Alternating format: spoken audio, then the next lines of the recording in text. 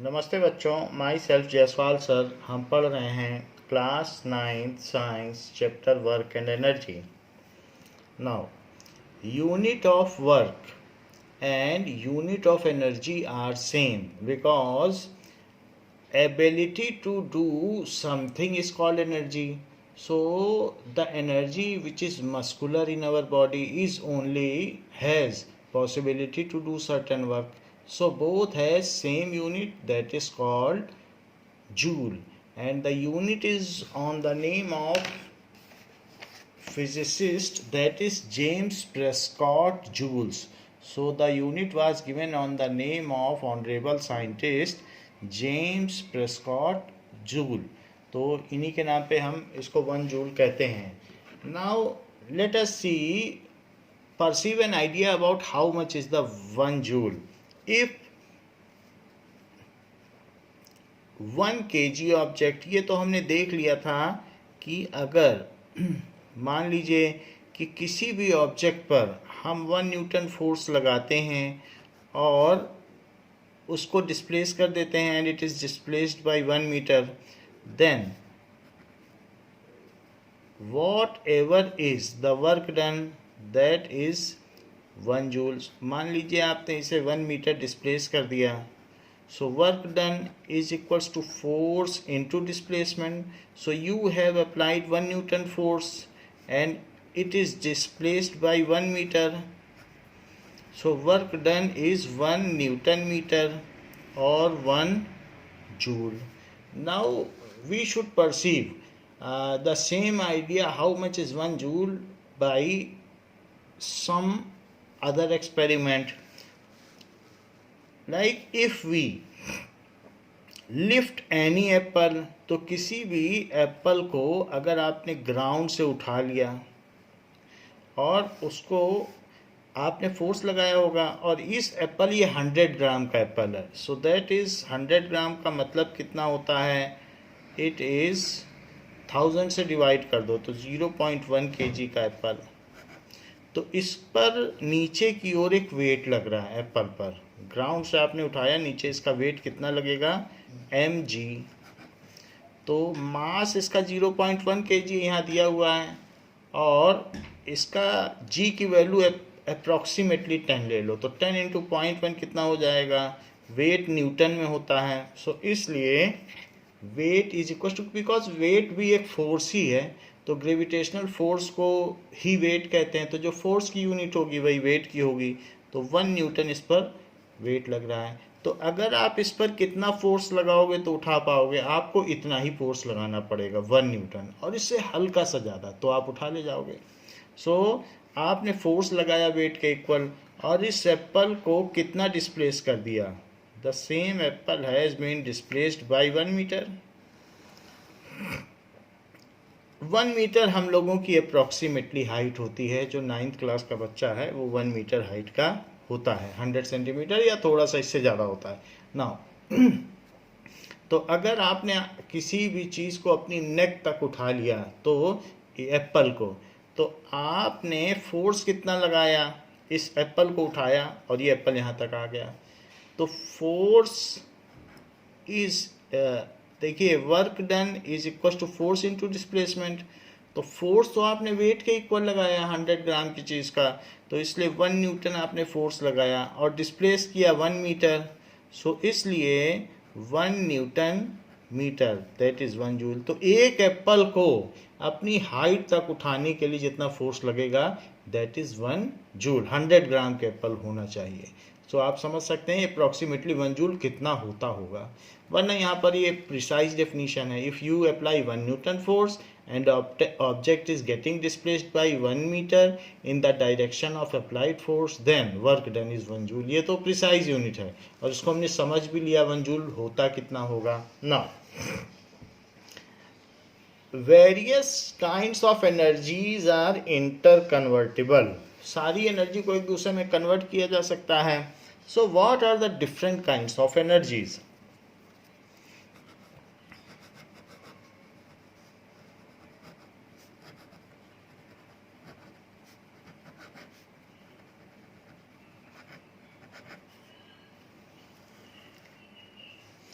So energy exists in many form. Energy exists in many forms. So कौन कौन सी forms हो सकती हैं? That is kinetic energy,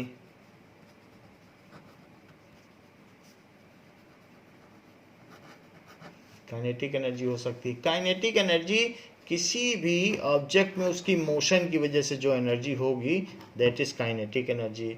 so energy due to motion, so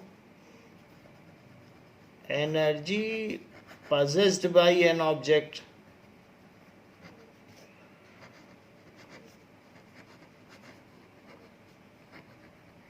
due to motion, उसको kinetic energy कहेंगे। जैसे कि कोई बुलेट फायर की जाए तो बुलेट जब स्पीड से चल रही होगी तो उसमें एनर्जी होगी। कोई हॉर्स अगर रन कर रहा है तो उसमें काइनेटिक एनर्जी होगी। उसी तरीके से दीज ऑल मूविंग ऑब्जेक्ट्स उसकी मोशन की वजह से, अब जैसे यहाँ देख लीजिए इस हॉर्स में एक तरीके की एनर्जी है and that is kinetic energy, motion की वजह से। यहाँ देख लीजिए बाइक मूव करती हुई बाइक में काइनेटिक एनर्जी है, रनिंग एथलीट्स में है, मूविंग बॉल तो मूविंग क्रिकेट बॉल में काइनेटिक एनर्जी है। तो इस तरीके से कोई भी चीज़ अगर मूव कर रही है तो उसमें काइनेटिक एनर्जी है। जैसे ये मूविंग हैमर है तो मूविंग हैमर से में काइनेटिक एनर्जी है और अल्टीमेटली उससे हम किसी चीज़ को डिफॉर्म कर सकते हैं, ब्रेक कर सकते हैं, डिस्टॉर्ट कर सकते हैं। तो काइनेटिक एनर्जी दूसरे फॉर्म में बदल जाएगी। When the person is hits the axe on bricks तो फिर वो बदल जाएगी। लेकिन मूविंग चीज़ में जो एनर्जी होती है उस चीज़ को कहते हैं काइनेटिक एनर्जी। अर्थ मूव कर रही है तो उसमें काइनेटिक एनर्जी है। सिमिलरली रनिंग एलिफेंट में लॉट्स ऑफ काइनेटिक एनर्जी है, क्योंकि मास अगर ज़्यादा है तो half into mass into velocity square, ये काइनेटिक एनर्जी का फार्मूला होता है। तो मास के ज़्यादा होने से भी काइनेटिक एनर्जी ज़्यादा है और स्पीड के ज़्यादा होने, दो चीज़ों पे काइनेटिक एनर्जी डिपेंड करती है। मास ज़्यादा होने से भी एनर्जी ज़्यादा होगी और स्पीड ज़्यादा। उसी स्पीड से हाथी चल रहा हो और उसके बगल में उसी स्पीड से अगर एक गोट दौड़ रही हो तो ज़्यादा काइनेटिक एनर्जी एलिफेंट में होगी। ऐसे ही एक कार इज मूविंग और उसी स्पीड से ट्रक मूव कर रहा हो और उसी के बगल में ट्रेन मूव कर रही हो तो सबसे ज़्यादा काइनेटिक एनर्जी ट्रेन में होगी, क्योंकि ट्रेन के पास ज़्यादा मास है। सो किसी भी मूविंग चीज़ में काइनेटिक एनर्जी हो सकती है। जैसे कि यहाँ दिखाया जा रहा है कि कोई अगर मिसाइल फायर की जाती है तो उस मिसाइल के फायर करने पर उसमें स्पीड है, तो due to motion it has certain amount of energy, hence this form of energy is known as kinetic energy. So there are the various things which I have shown you. जिसमें भी motion होगा उसमें energy होगी और अगर उसमें से किसी का मास ज़्यादा हो गया तो उसके पास ज़्यादा काइनेटिक एनर्जी होगी।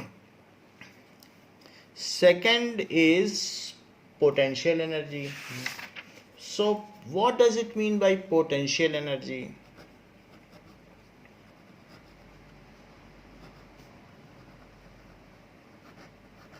Energy possessed by a body due to its position or configuration. Energy possessed by a body due to its position or configuration.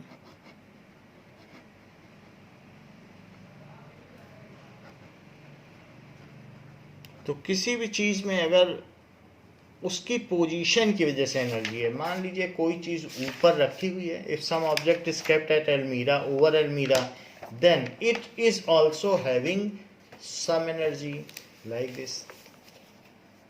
ये ब्रिक ऊपर रखी है वॉल पर, तो अब अगर ये नीचे गिर जाएगी तो काम कर देगी, कुछ ना कुछ वर्क डन कर देगी। वह कुछ नहीं करेगी तो इसकी काइनेटिक एनर्जी बढ़ जाएगी, और कुछ नहीं करेगी तो ये ग्राउंड में डिस्टॉर्शन कर देगी कुछ ना कुछ।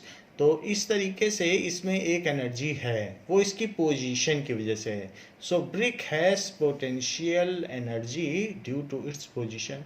कोई भी चीज़ आपके कमरे में बुक शेल्फ्स में बुक्स रखी हैं, तो वो ग्राउंड से कुछ ऊपर हाइट पर रखी हैं, उन सभी में पोटेंशियल एनर्जी है। और जो बुक ज़्यादा हाइट पर रखी है उसमें ज़्यादा पोटेंशियल एनर्जी है।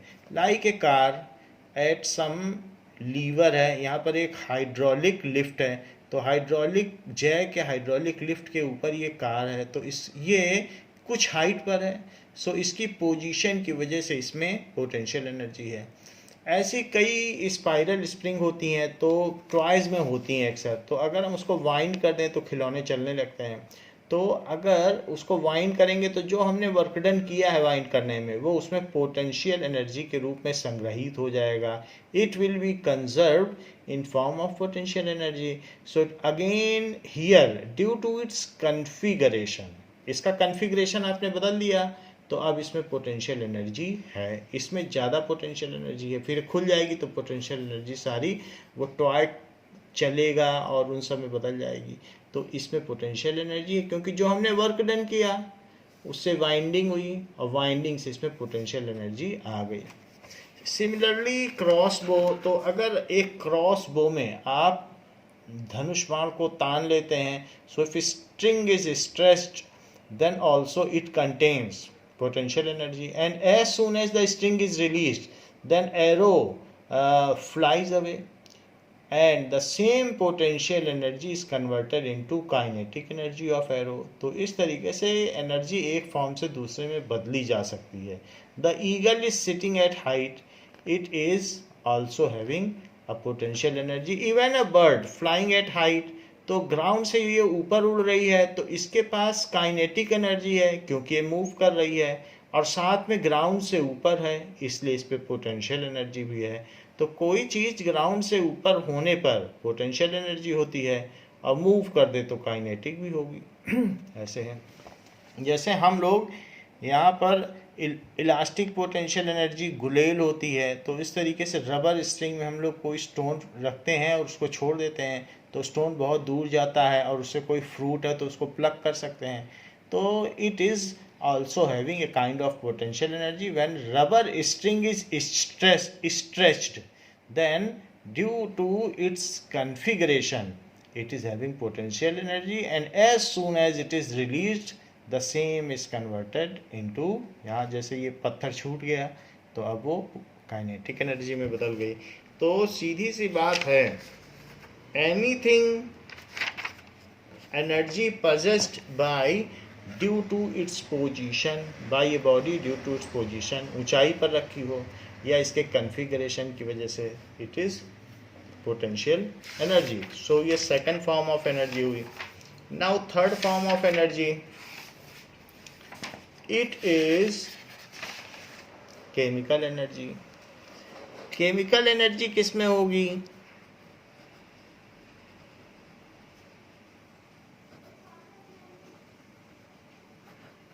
Energy possessed by a body due to its purity या इन केमिकल फॉर्म। जैसे कोल है, बैटरी है, तो बैटरी में वेरियस एलिमेंट्स आपस में रिएक्ट करते हैं और अल्टीमेटली वही केमिकल एनर्जी से हमें इलेक्ट्रिकल एनर्जी मिलती है, क्योंकि उसमें इलेक्ट्रिक करंट फ्लो करती है।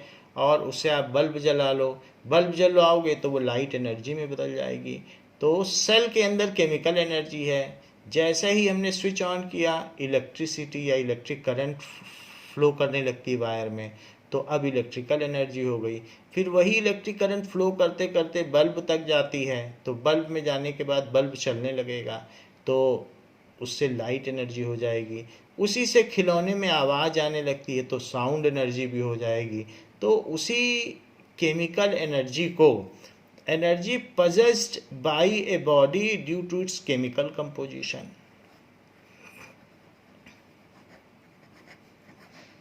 हम लोग जब खाना खाते हैं तो जो फूड एनर्जी हम लेते हैं, फूड खाते हैं, वो केमिकल एनर्जी ही है। उसी से तो हमारे अंदर रेस्पिरेशन होता है और उसी केमिकल एनर्जी से हीट एनर्जी पैदा होती है। फिर हमारे बॉडी के बहुत सारे life processes like respiration, digestion और ये सारी चीज़ें, एक्सक्रीशन, ब्लड सर्कुलेशन और बहुत सारे जितने भी हमारे लाइफ प्रोसेसेस हैं, ग्रोथ, रिप्रोडक्शन, वो सारे होते हैं। सो energy possessed by a body due to its chemical composition, due to its chemical composition, उसको कहेंगे केमिकल एनर्जी। जैसे एग्जाम्पल के तौर पर देखा जाए तो कोल को हम जला लें तो कोल के जलने से बहुत सारे हीट निकलेगी। फ्यूल, कोई भी फ्यूल हो, पेट्रोल हो, पेट्रोल को जला लें, केरोसिन को जला लें, इन सभी में chemical energy. Even food energy is chemical energy. So food energy भी केमिकल एनर्जी है। सेल, जो बैटरी होती है, सेल में भी केमिकल एनर्जी होती है, उसे सेल भी कहते हैं। बैटरी, बहुत सारी सेल मिल जाएंगी तो बैटरी कहलाएगा। और सिंगल एक खरीद कर लाते हो बाज़ार से, जैसे घड़ी में लगता है वो सेल होता है, क्लॉक में लगने वाला, तो सेल में भी केमिकल एनर्जी है। सो किसी भी चीज़ में केमिकल की वजह से जो एनर्जी हो, इवन जो रॉकेट फ्यूल होता है उसमें पीछे प्रोपेलेंट चार्ज भरा होता है, जिसकी वजह से रॉकेट बहुत तेज़ी से फायर होता है और आगे बढ़ता है।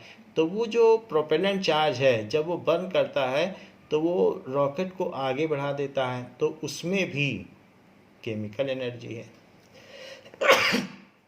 नाउ ये तो बात हो गई केमिकल एनर्जी, किसी न किसी केमिकल फॉर्म में हो। बॉम्ब होता है अमोनियम नाइट्रेट, अमोनियम नाइट्रेट उसमें होता है तो वो केमिकल एनर्जी, उससे वो ब्लास्ट होता है। TNT, ट्राई नाइट्रोट्रोल्यून, तो वो भी एक बहुत एक्सप्लोसिव है, तो उसमें भी केमिकल एनर्जी होती है। RDX, research and development explosive, तो उसमें भी केमिकल एनर्जी। ऐसी बहुत सारी चीज़ें हैं जिसमें कि केमिकल एनर्जी होती है। Next is heat energy.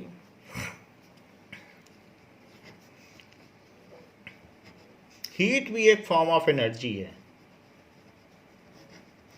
अगर आप हीट दो तो हीट देने से, जैसे कोयले को जलाते हो हीट देते हो, तो एक स्टीम इंजन में क्या होता है, बहुत सारी ऐसी भी पहले ट्रेन्स थी जिसमें स्टीम इंजन था, तो उसी हीट से पानी बॉईल किया जाता था। एंड वाटर जब बॉईल होता था तो स्टीम पीछे भागती थी और ट्रेन आगे भागती थी, तो प्रपल्शन थ्योरी के हिसाब से। तो इस तरीके से जितना स्टीम पीछे जाएगी, जैसे हम लोगों की बाइक में या स्कूटी में क्या होता है कि जब पेट्रोल जलता है तो उसका एग्जॉस्ट पीछे निकलता है तो बाइक आगे जाती है, एक्शन एंड रिएक्शन थ्योरी। ऐसे ही जो पुराने समय में ट्रेन हुआ करती थी, तो ट्रेन में क्या था कि ट्रेन में स्टीम पीछे जाती थी और ये विद वैगन, ये जो इंजन है, तो यहाँ पर वाटर रहता था, तो वाटर उसको सप्लाई किया जाता था और इसमें से स्टीम पीछे जाती थी और ट्रेन आगे जाती थी। तो जो हीट एनर्जी है, heat energy has potential to pull the train. Heat energy कहाँ कहाँ है, सन में हीट एनर्जी है, उससे पूरा अर्थ, मतलब ये पूरा जो हमारा सब कुछ हो रहा है यहाँ पर अर्थ में, जितना भी है ये सब सोलर एनर्जी से ही तो हो रहा है। हीट एनर्जी ना हो तो सन हट जाए, यहाँ पर लाइफ पॉसिबल नहीं होगी। So heat energy, the energy possessed by a body due to heat is called heat energy. हमारी बॉडी में भी जब रेस्पिरेशन होता है, जब ग्लूकोज या फूड ब्रेक डाउन होता है, तो हीट एनर्जी ही निकलती है और उसी हीट से हम सारे लाइफ प्रोसेसेस करते हैं। जैसे किसी की डेथ होने पे बोला जाता है कि बॉडी ठंडी पड़ गई है, that means its heat energy is lost because the respiration reaction has been stopped. So इस तरीके से energy possessed by a body due to heat is called heat energy.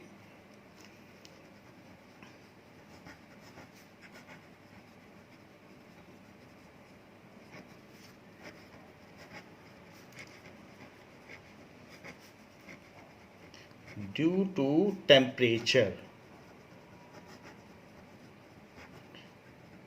If temperature is more then it has more heat energy. Heat तो वो energy है जो transfer हो सकती है। एनर्जी कभी बॉडी में कंटेन मतलब ये नहीं हो सकती कंटेन्ड हो सकती है।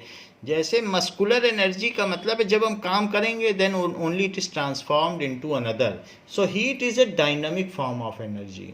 ये अगर कोई बहुत हॉट बॉडी है जिसका टेम्परेचर 100 डिग्री सेल्सियस है और उसके कांटेक्ट में आपने कोई दूसरी बॉडी रख दी जिसका टेम्परेचर 20 डिग्री सेल्सियस है, तो इससे इसमें हीट चली जाएगी और हीट एनर्जी का ट्रांसफ़र होगा। तो heat energy is transferred from one body to other due to temperature difference. It always transferred from hotter body to cooler body. तो heat energy is a dynamic form of energy. तो temperature difference की वजह से heat energy होती है। तो ये हो गया sun has lot of heat energy. तो इसका एग्जांपल है सन। बॉइलिंग वाटर भी हो सकता है क्योंकि बॉइलिंग वाटर में भी बहुत सारी एनर्जी होगी। तो बॉइलिंग वाटर में भी हीट एनर्जी होगी। हम लोगों की बॉडी में भी केमिकल रिएक्शन होती है तो उससे हीट एनर्जी पैदा होती है। That light energy. Even light is a form of energy. तो जो लाइट है उसमें भी एनर्जी होती है। Energy possessed by a body when it is illuminated। अगर मान लो कुछ ऐसे होते हैं कि ल्यूमिनस ऑब्जेक्ट्स होते हैं तो उनमें एनर्जी होती है। जैसे बल्ब जल रहा है, ट्यूबलाइट जल रही है, तो उसमें एनर्जी है तभी ट्यूबलाइट जल रही है। So if something is luminous that means it has energy. If it is dark तो वो कोल्ड होगी। और लाइट है, किसी में लाइट है तो वो एनर्जी की वजह से ये भी कहा जा सकता है लाइट एनर्जी, साउंड एनर्जी, ये भी फॉर्म ऑफ एनर्जी हैं। So if a luminous body has energy due to its light it is called light energy. जो जैसे कैंडल है वो ल्यूमिनस ऑब्जेक्ट है, ट्यूब लाइट हो गया, बल्ब हो गया, सन हो गया, ये सब ल्यूमिनस ऑब्जेक्ट्स हैं। टॉर्च हो गई तो वो जब जलेगी तो उसमें लाइट होगी। सो जो खुद जल सकें उसे ल्यूमिनस ऑब्जेक्ट्स कहते हैं। Also has some form of energy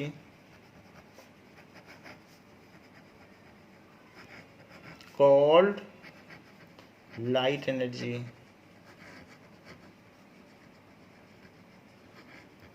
जो डेज हैं वो हॉटर होते हैं, नाइट कोल्डर होती हैं। ऐसा सन की लाइट की वजह से होता है। तो इस तरीके से लाइट में भी एक एनर्जी होती है। आप हैलोजन या ट्यूबलाइट बल्ब हैं उनके आसपास हाथ लगाइए तो आपको हीट जो लाइट है उसमें भी हीट निकलती ही है तो उसका पता चल जाएगा। और जो सनलाइट है उसी सनलाइट में ही तो प्लांट्स फोटोसिंथेसिस करते हैं। तो वही सनलाइट जो है वो फूड एनर्जी में कन्वर्ट होती है। सनलाइट ना हो तो प्लांट फोटोसिंथेसिस ना करें। So it is in presence of sunlight. इससे भी पता चलता है कि light energy, light is a form of energy. वरना प्लांट्स फूड कैसे बना पाएंगे? फूड भी तो एनर्जी रखता है जो हमारी बॉडी में फिर हीट एनर्जी देता है। Now sound energy.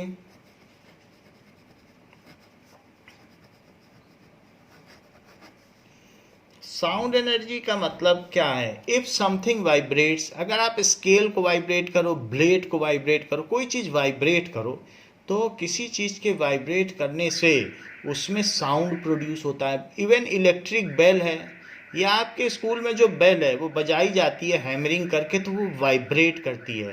तो किसी भी चीज़ में आप एक थाली में चम्मच मारोगे तो थाली वाइब्रेट करने लगेगी। So energy produced by some objects when it vibrates, so is called sound energy. So energy possessed by some object which produces sound is called sound energy. Energy possessed by an object which produces sound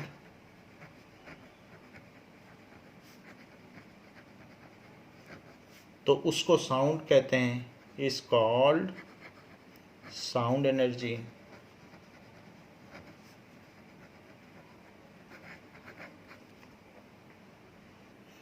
Now here we will see that how the sound produces energy. So if we keep some water over loudspeaker in plate, then it starts vibrating. This clarifies that sound as energy. Let us see. एक sound box ले लीजिए, on कर दें, इसके ऊपर आप water रख दें. Now you are seeing that it starts vibrating. So sound has energy. You can see very well. If milk is kept, then milk also vibrates. Even if it spills, you can see that it has spilled a little. ये आप देख रहे हैं कि ये यहाँ spill हो गया है. So if we increase sound, then this dancing milk clearly proves that sound has energy.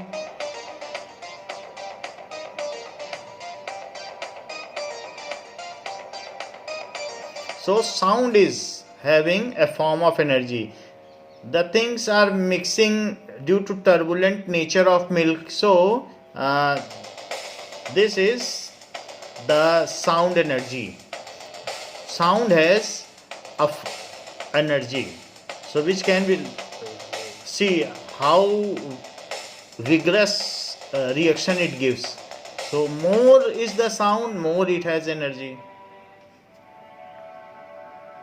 Now we will see that this is lens. This is a lens, hand lens, by which we can magnify the things. See, the letters are magnified. Anything can be magnified by this.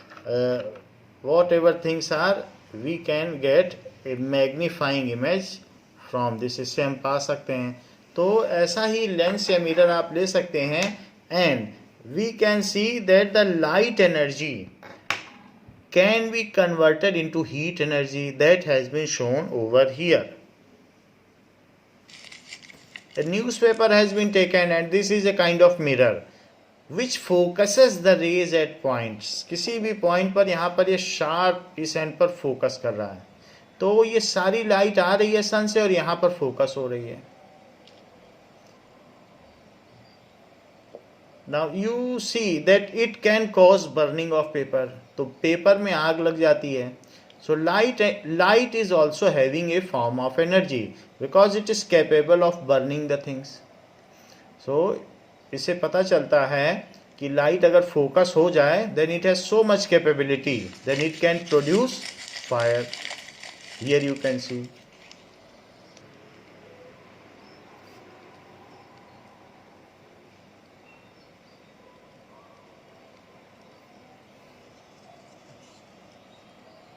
So it catches fire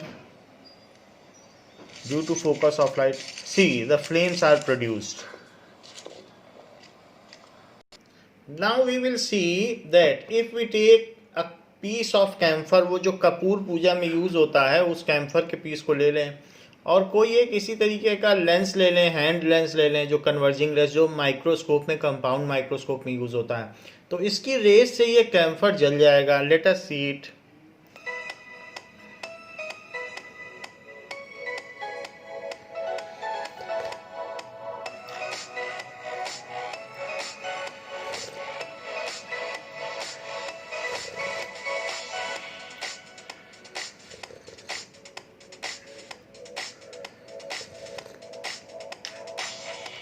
So it catches fire due to focusing of rays.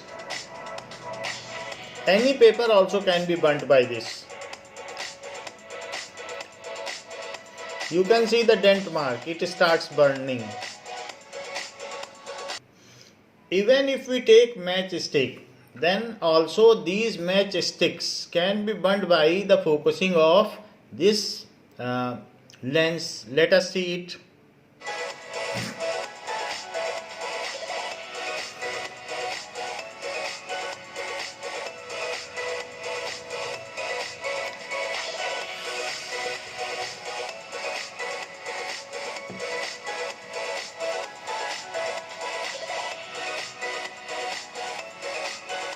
As we have seen that this matchstick has burned by focusing of light.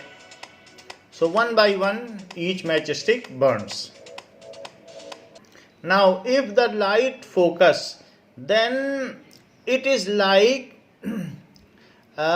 pinning a balloon. So whatever light energy is focused is produced so much heat that balloon bursts immediately. Let us see it.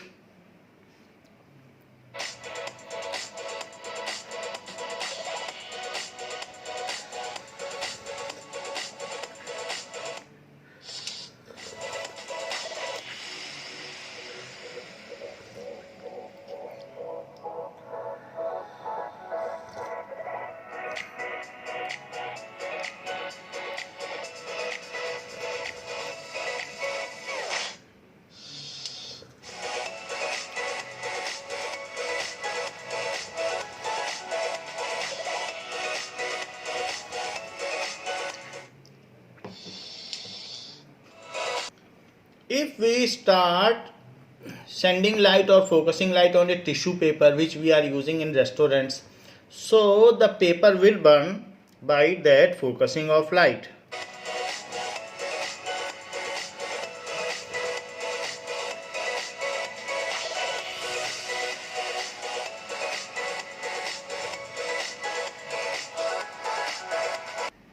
Now one more form of energy is electrical energy.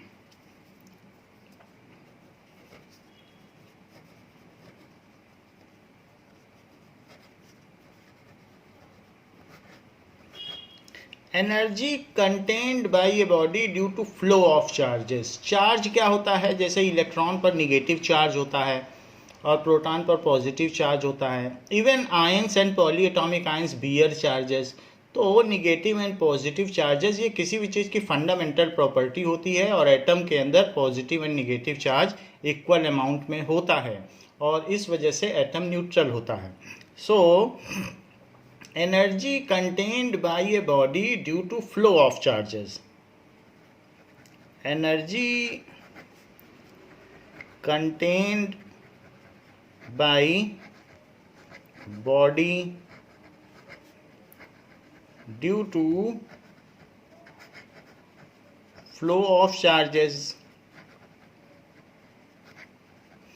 Like you have seen the lightning when clouds collide with each other, then lightning is produced. बिजली चमकती है और अगर वही बिजली कहीं पर गिर जाएगी तो lightning होने से a large area is getting burnt. तो इसमें इतनी एनर्जी होती है. The electricity in our house, उसमें भी वायर में इलेक्ट्रिक एनर्जी ही है क्योंकि चार्जेस फ्लो कर रहे हैं तो उसी को तो हम करंट बोलते हैं, इलेक्ट्रिक करंट. उसी से हमारे घर के सारे अप्लायंस चलते हैं. फैन है, लाइट है, रेफ्रिजरेटर, टीवी, ओवन, जितनी भी चीज़ें हमारे घर में हैं, एसी, कूलर, सब उसी से चलता है.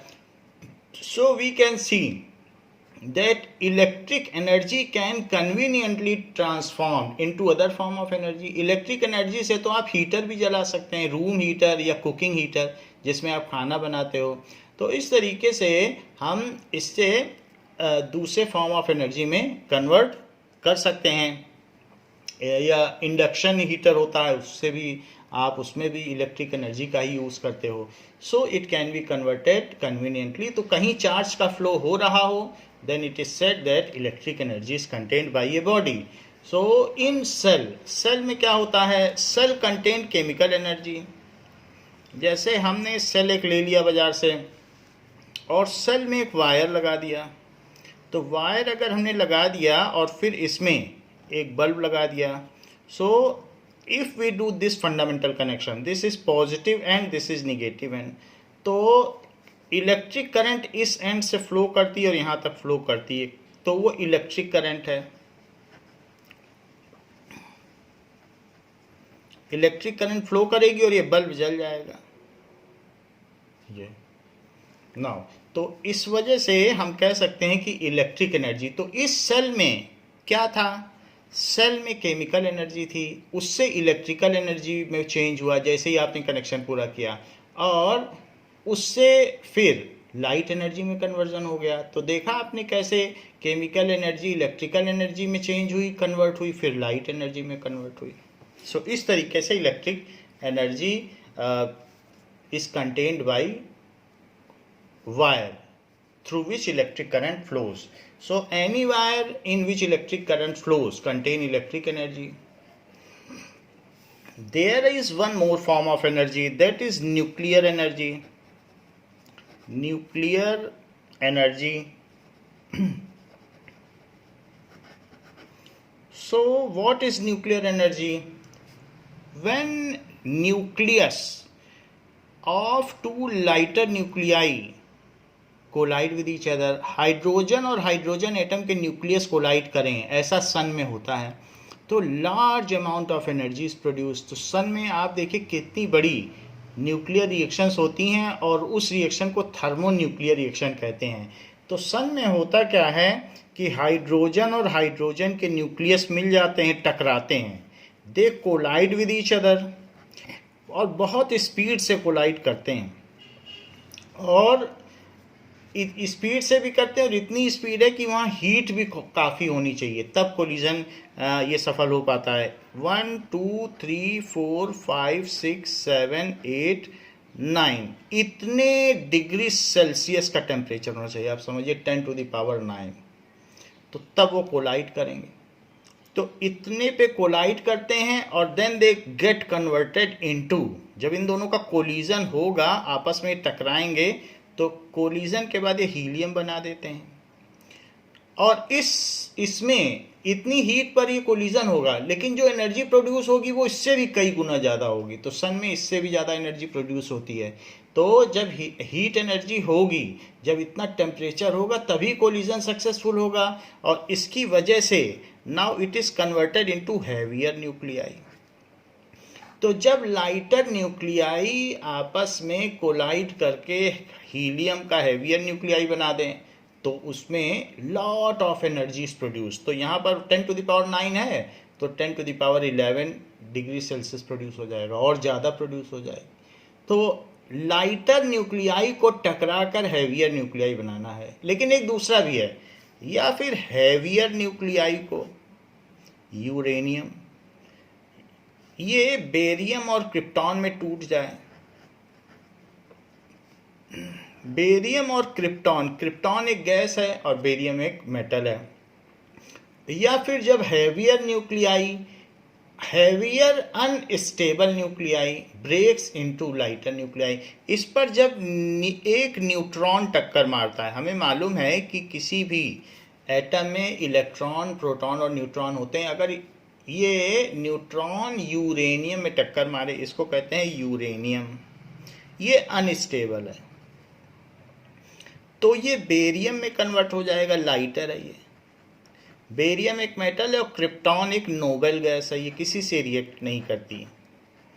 So when heavier unstable nuclei under the collision of neutron, neutron के कोलिजन के बाद जब हल्के न्यूक्लियाई में कन्वर्ट हो जाते हैं, तो उसको कहते हैं फिजन। फिजन का मतलब टूट जाना, फिजन। पूरा नाम बोलना चाहो तो न्यूक्लियर फिजन कह सकते हो। और कभी कभी हल्के न्यूक्लियाई मिल के भारी बना दें, when lighter nuclei combine to form heavier nuclei, उसको कहते हैं फ्यूजन, जुड़ जाना, तो उसको कहते हैं न्यूक्लियर फ्यूजन। लेकिन ये जो भी चीज़ें हैं, इसमें हीट की ज़रूरत नहीं पड़ती, इसमें पड़ती है।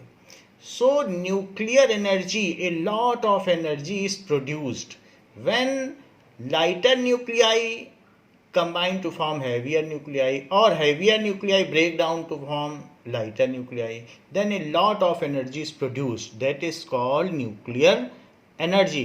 जैसे न्यूक्लियर एनर्जी प्लांट बॉम्बे में है, BARC, Bhabha atomic research centre, तो इतनी एनर्जी प्रोड्यूस होती कि बॉम्बे के लोगों को लोड शेडिंग का मतलब ही नहीं पता है, वहाँ कभी लाइट जाती ही नहीं है, तो उनको मालूम ही नहीं लोड शेडिंग क्या होती है, बिजली का जाना क्या होता है। तो lot of energy is produced. Even इतना ही ग्राम, 10 ग्राम जितना ही पेन है, इतना ही ग्राम यूरेनियम था जिससे कि हिरोशिमा और नागासाकी में 1945 में जो एटम बम का अटैक किया गया था, ब्लास्ट किया गया था, और 2 शहर पूरी तरीके से तबाह हो गए थे।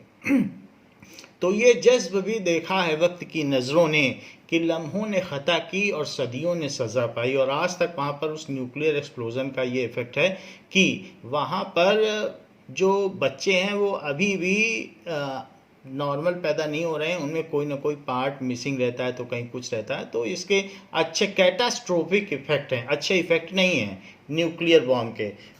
This is a devastation.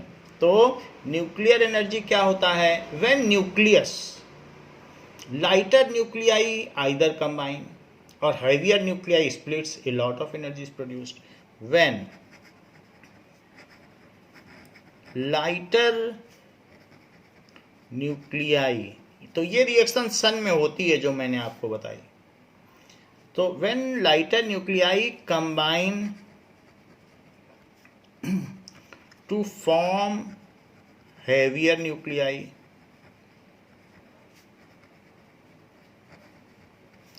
और heavier unstable nuclei splits to form, unstable होगा वो टूटेगा और स्टेबल में बदलेगा, और हैवियर अनस्टेबल न्यूक्लियस, इसी न्यूक्लियस के चारों ओर ही तो इलेक्ट्रॉन चक्कर लगाते हैं। Unstable nuclei splits, then a lot of energy is produced. A lot of energy is produced called nuclear energy. उसको क्या कहेंगे? न्यूक्लियर एनर्जी, नाभिकीय ऊर्जा। इतना न बोलना चाहें तो आप सिंपली बोलें the energy produced in nuclear reactions is called nuclear energy. Energy, क्योंकि ये सब न्यूक्लियस की रिएक्शन है, so energy produced during nuclear reaction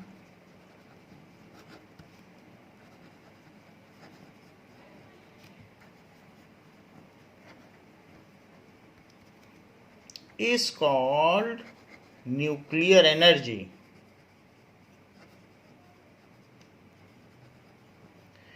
ये एनर्जी इतनी ज़्यादा होती है कि 10 ग्राम अगर इस पेन के बराबर कोई भी सब्सटेंस कंप्लीटली एनिहिलेट हो जाए, डिस्ट्रॉय हो जाए, मास पूरी तरीके से डिस्ट्रॉय हो जाए, तो उससे इतनी एनर्जी निकलती है 10⁻10 जूल। आप समझ सकते हैं कितनी ज़्यादा एनर्जी है। तो a lot of nuclear reactions 2 तरीके की होती हैं, एक न्यूक्लियर फिजन और एक न्यूक्लियर फ्यूजन, नाभिकीय संलयन और नाभिकीय विखंडन। तो इस तरीके से हमने वेरियस फॉर्म्स ऑफ एनर्जी देख ली कि एनर्जी कई तरह से हो सकती हैं। नाउ लेट अस सी कि एक बुलेट ऐसे जा रही है तो बहुत फास्ट जाएगी और इसका मास m होगा, तो इसके पास काइनेटिक एनर्जी होगी,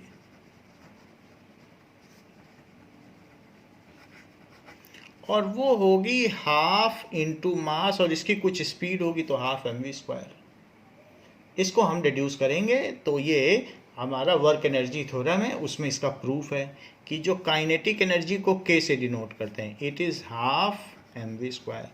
तो मास ज़्यादा होगा तो भी काइनेटिक एनर्जी ज़्यादा होगी, वेलोसिटी ज़्यादा होगी तो और ज़्यादा होगी, क्योंकि वेलोसिटी का तो यहाँ स्क्वायर हो रहा है, तो वेलोसिटी डबल होने से काइनेटिक एनर्जी 4 टाइम्स हो जाएगी, क्योंकि यहाँ स्क्वायर हो रहा है। तो किसी भी मूविंग बॉडी में ये एनर्जी होगी। ट्रेन में, बुलेट ट्रेन में कितनी काइनेटिक एनर्जी होगी, और इसी तरीके से अगर कोई रॉकेट हो तो उसमें कितनी काइनेटिक एनर्जी होगी। तो इस तरीके से अगर एक इसमें से ऐसे रॉकेट फ्यूल निकल रहा हो तो उसमें तो बहुत ज़्यादा एनर्जी होगी। ये हो गई काइनेटिक एनर्जी।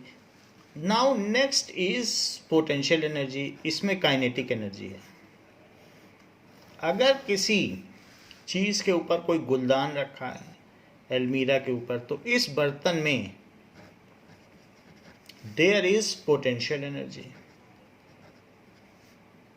इफ क्यों? क्योंकि पोजीशन की वजह से, potential energy due to position. ऐसे ही अगर ये दशहरा में लोग धनुष बाण चलाते हैं तो उसमें इस तरीके से अगर उसकी स्ट्रिंग को स्ट्रेच कर दिया जाए तो इसमें फिर रिलीज करेंगे तो एनर्जी निकलेगी। So it is having potential energy due to configuration. इसका कन्फिग्रेशन बदल दिया, पोटेंशियल एनर्जी ड्यू टू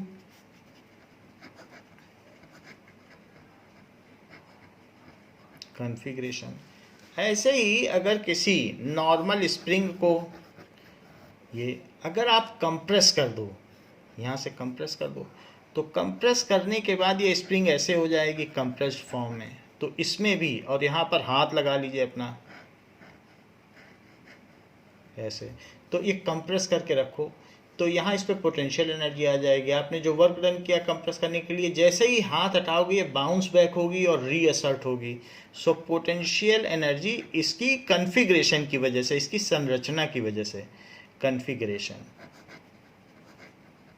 ऐसा गुलेल में भी होता है, या आपने देखा कि स्पाइरल स्प्रिंग जैसा कि वाइंडिंग हो जाती है तो उसमें भी इस तरीके की एनर्जी होती है। तो कन्फिग्रेशन की वजह से जिसमें भी एनर्जी होगी वो उसकी पोटेंशियल एनर्जी होगी। अब अगर किसी भी वायर में इलेक्ट्रॉन चल रहे हों, इलेक्ट्रॉन मूव करते हैं, तो इलेक्ट्रॉन अगर इधर मूव करते हैं तो करंट का मूव करना होता है उसके उल्टी दिशा में। ये माना जाएगा इलेक्ट्रिक करंट इधर मूव कर रही है, क्योंकि इलेक्ट्रिक करंट पॉजिटिव चार्ज के चलने की दिशा होती है और इलेक्ट्रॉन तो निगेटिव चार्ज है।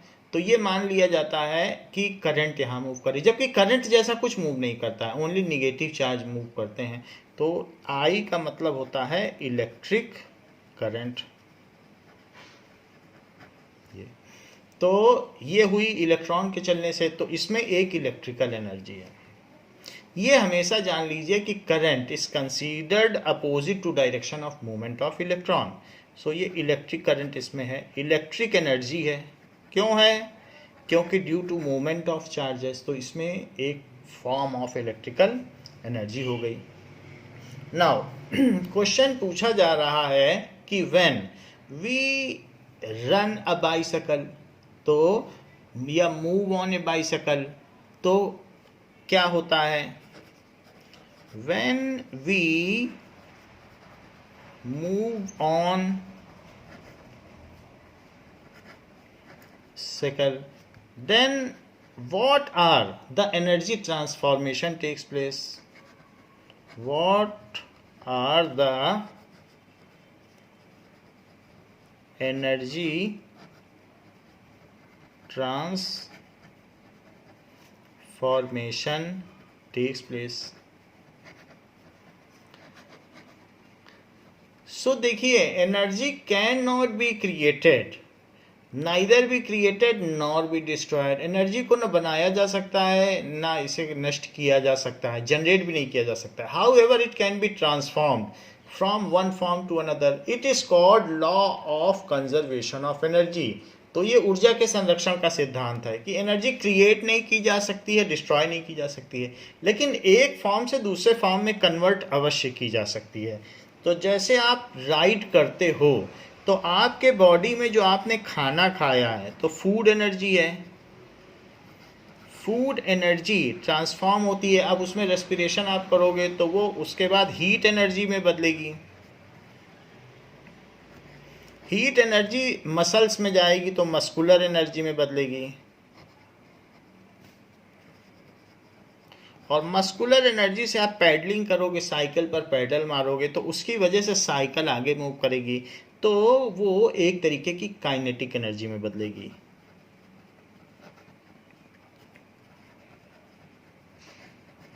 सो ये बात हो गई। तो इस तरीके से हमने देखा कि कैसे ट्रांसफॉर्मेशन टेक्स प्लेस होता है।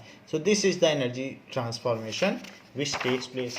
Now what is law of conservation of energy?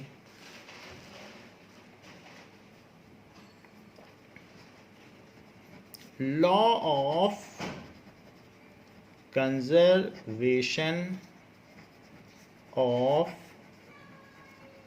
Energy. Energy can neither be created.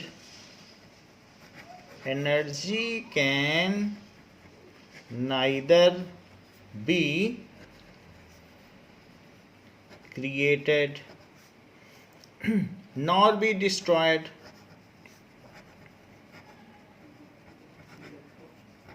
However, it can be converted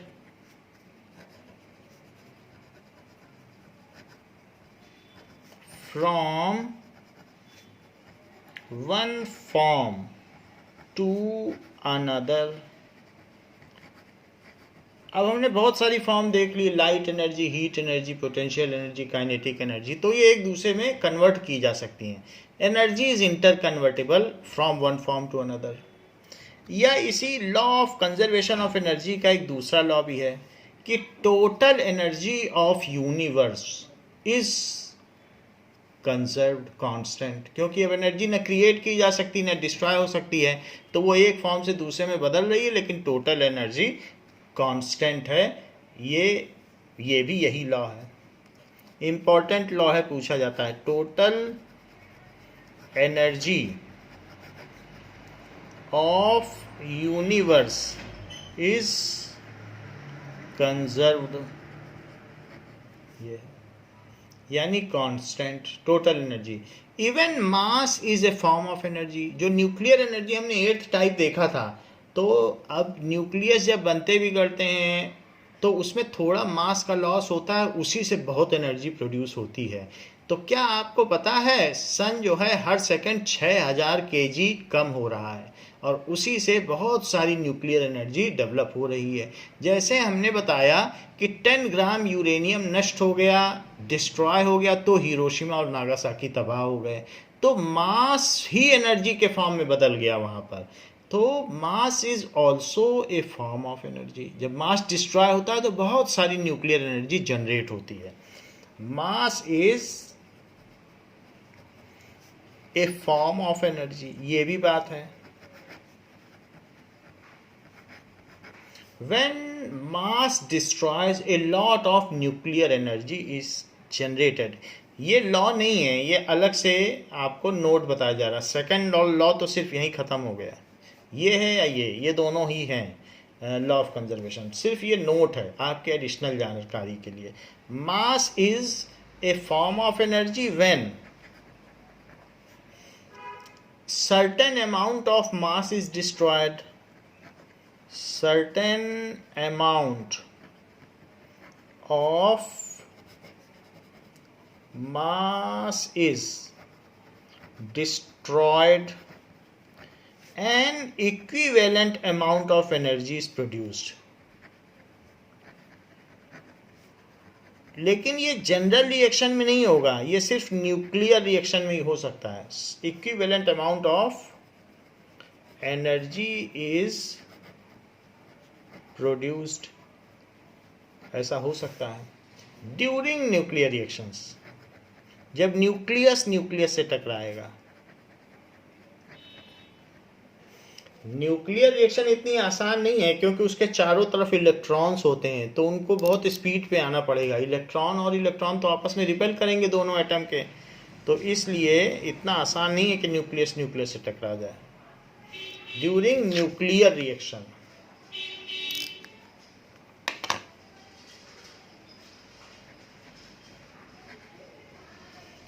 It is represented by Einstein's mass-energy relation. It is represented by Einstein's mass-energy relation, जिसकी वजह से उनको Nobel prize मिला. तो कितनी energy release होगी? mc². अगर कुछ मास डिस्ट्रॉय होगा तो मास लिखो कि 1 kg है या कितना kg है, और c होती है स्पीड ऑफ लाइट. यहाँ पर c क्या है? Where c is speed of light, light बहुत तेज स्पीड से चलती है इन वैक्यूम। सो ये चीज़ वैक्यूम में जो लाइट चलती है उसकी स्पीड क्या होती है? It is equals to 3 × 10⁸ metre per second. इससे ज़्यादा स्पीड किसी की नहीं हो सकती, लाइट की स्पीड सबसे ज़्यादा है। तो ये c की वैल्यू यहाँ रखनी है। और m is the mass destroyed.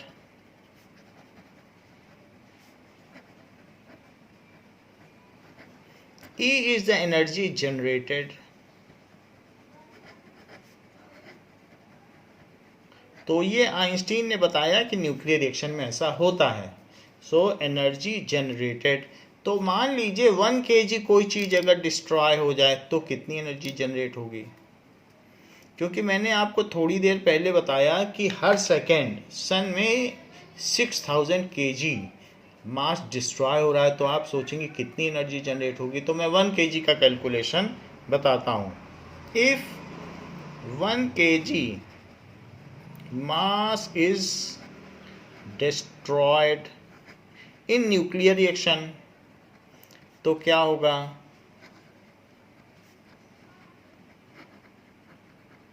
Then energy generated कितनी होगी? उसका फॉर्मूला आइंस्टीन ने दिया। तो एनर्जी जनरेटेड विल बी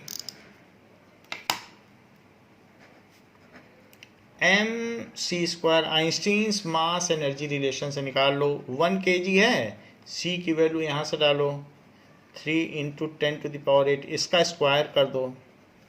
क्योंकि मास 1 kg डिस्ट्रॉय हुआ है तो 1 रखा। 3 का स्क्वायर करो 9, 10⁸ का स्क्वायर करो तो 8। पावर इन पावर होने का मतलब है उसका प्रोडक्ट 8 × 2 हो जाएगा। इतने जूल एनर्जी जनरेट होगी। आप समझ सकते हैं कितनी ज़्यादा है। सो ये हमने देख लिया कि एनर्जी एक फॉर्म से दूसरे फॉर्म में कन्वर्ट होती है। न ये क्रिएट की जा सकती है, न ये डिस्ट्रॉय हो सकती है। Now when a ball falls from certain height, then what are the energy transformation takes place? When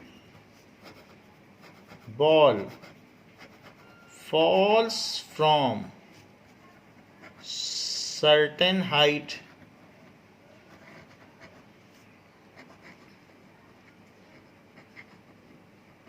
what are the energy transformations takes place? अब जरा देखें कि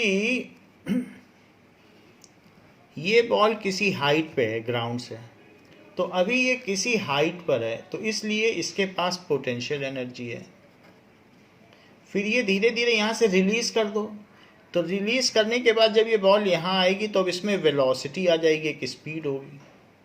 और जब ये यहाँ पर कोलाइड करेगी ग्राउंड से तो कोलिजन में क्या होगा? साउंड प्रोड्यूस करेगी और हीट भी प्रोड्यूस करेगी। बार बार अगर ग्राउंड पे कोई चीज़ मारोगे तो यहाँ हीटेड भी हो जाएगी। So when ball is released from certain height, then its potential energy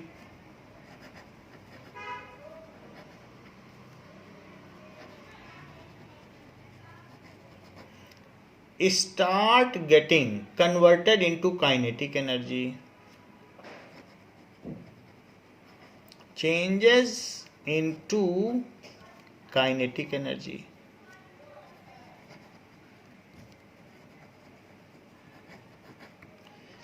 and when it hits the ground, तो इसकी स्पीड फिर चली जाएगी, खत्म हो जाएगी। फिर वो काइनेटिक एनर्जी कहाँ गई? So when ball hits ground,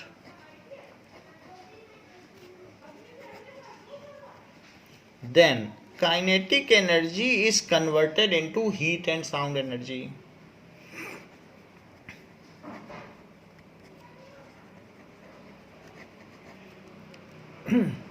Get converted into heat and sound energy.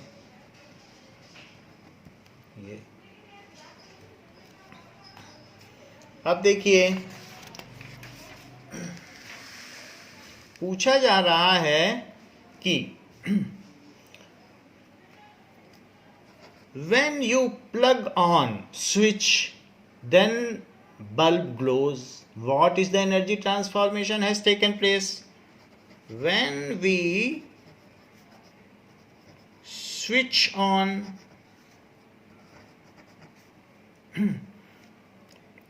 then bulb glows.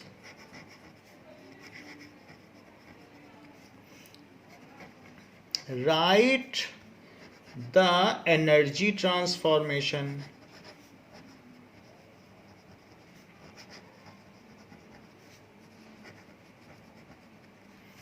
So when we switch on, then electric current flows through wire. When we switch on bulb, हम bulb को switch on करेंगे, then electric current flows through wire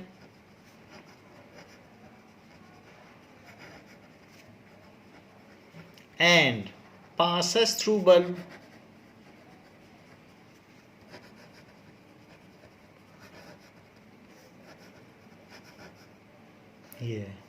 In this, electrical energy is getting converted into light and heat energy. जब bulb जलेगा तो थोड़ी heat भी निकलती है. In this, electrical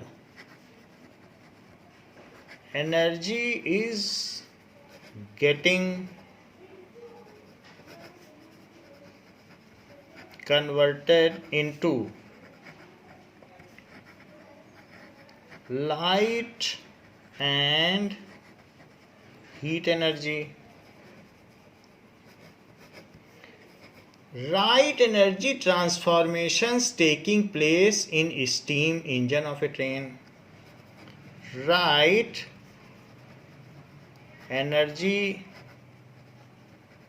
transformation taking place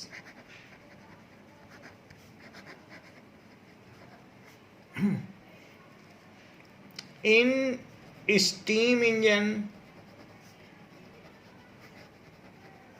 of train. तो इसमें कोयला जलाया जाता है, और जब कोयला जलाया जाएगा तो उसके ऊपर एक यहाँ वाटर बॉयलर है, और वाटर बॉयलर में एक इस तरीके से स्टीम निकलेगी और वो स्टीम पीछे जाएगी, क्योंकि ये वाटर बॉयल करेगा. ये पूरा बंद कंटेनर है और ये कोयला जल रहा है.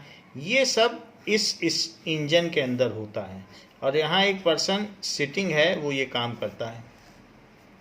सो कोयला जलता रहेगा और वो उसमें देखता रहेगा कि क्या हो रहा है. तो बाकी और भी उसमें वैगन्स भी होंगे, पहले इसी तरीके से होता था. तो ये चीज़ है नाउ. तो जब ये इसका एग्जॉस्ट पीछे जाएगा तो ट्रेन आगे जाएगी. तो कोल में क्या है? In this process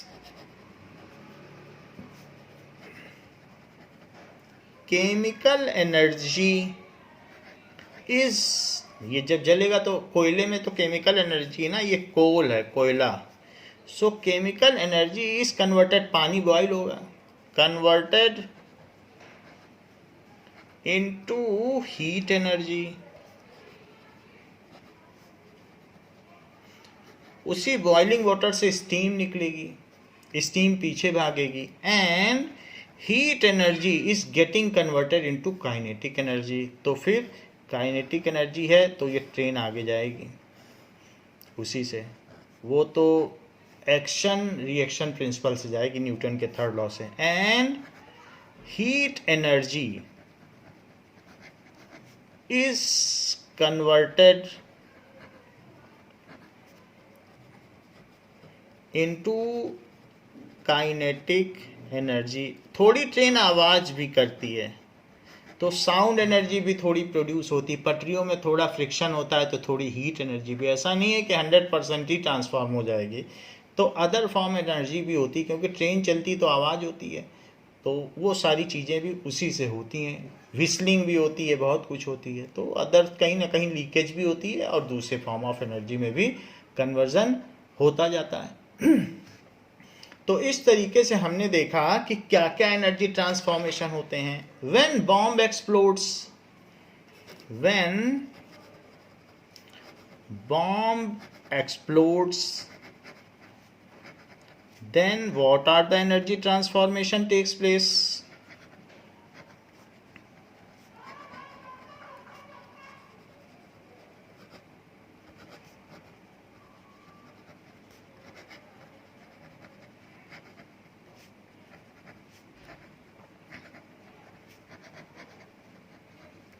place. तो जब बॉम्ब एक्सप्लोड होता है तो इसमें क्या है, केमिकल एनर्जी होती है सबसे पहले बॉम्ब के अंदर,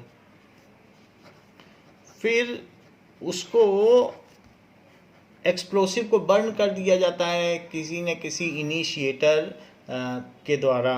तो वो जब जलेगा तो उसी केमिकल एनर्जी से lot of heat and light energy produce होगी, और उसी हीट एनर्जी से आसपास की जो एयर है उसमें प्रेशर डेवलप होगा, और इतनी स्ट्रॉन्ग विंड चलेगी 10,000 मीटर पर सेकेंड से, शैटरिंग वेव उसको कहते हैं।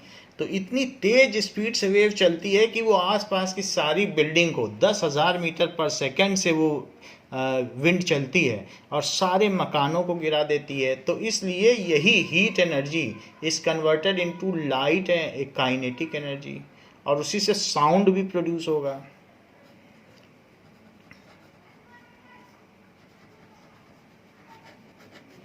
ये सारी चीज़ें heat energy, light energy and sound energy में प्रोड्यूस होती है। यहाँ पर साउंड भी प्रोड्यूस होगा, जैसे ही बॉम्ब एक्सप्लोड होगा ये सब एक साथ होते हैं। तो heat energy, light energy and sound energy में प्रोड्यूस होता है, और फिर उसके बाद जो प्रेशर वेव्स निकलती हैं उससे काइनेटिक एनर्जी होती है, काइनेटिक एनर्जी पैदा होती है और उसी से बिल्डिंग गिर जाती है। When we run up to stairs, what are the energy transformation takes place? When we run up to stairs, then energy transformation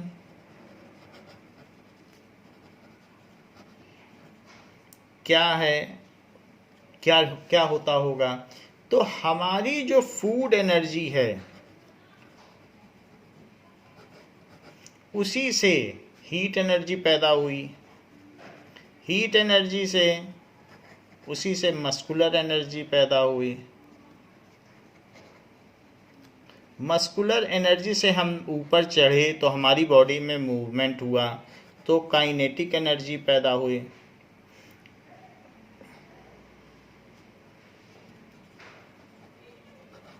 और फिर जब हम छत पे चढ़ गए तो हमारी सारी काइनेटिक एनर्जी अब पोटेंशियल एनर्जी में बदल गई, क्योंकि हमारी अब पोजीशन ऊपर हो गई। तो हमने वो सारी काइनेटिक एनर्जी पोटेंशियल एनर्जी में बदल हो गई, पोटेंशियल एनर्जी। आप चाहें तो इस चेन की यहाँ से शुरुआत कर सकते हैं, muscular energy, kinetic energy and potential energy. तो इस तरीके से इनका इनमें कन्वर्जन होता है। जो काइनेटिक एनर्जी है और पोटेंशियल एनर्जी है, these are called mechanical energy combined, क्योंकि सारी जो मशीनें हैं वो इन्हीं की वजह से चलती हैं, मशीन्स। तो मशीन से मैकेनिक्स वर्ड आया है और इन दोनों एनर्जी को मैकेनिकल एनर्जी कहते हैं। So kinetic energy and potential energy are combinely called mechanical energy.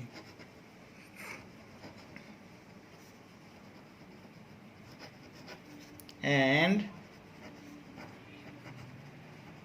potential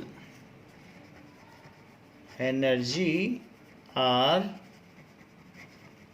combinedly called mechanical energy.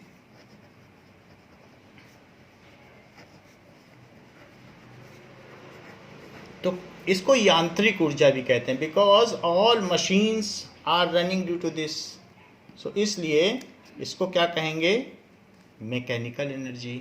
तो कहीं आपसे पूछा जाए कि व्हाट इज मैकेनिकल एनर्जी, सारी मशीन्स इसी से रन करती हैं। मशीन ऊपर जाएगी, फिर नीचे गिरेगी, फिर स्प्रिंग दबेगा, यही सारा तो होता ही है।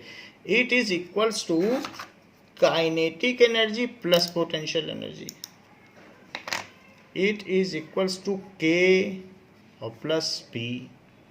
सो इस तरीके से पोटेंशियल एनर्जी का सिंबल आपकी बुक में देख लेते हैं, जो भी दिया होगा वही लिख लेंगे। नाउ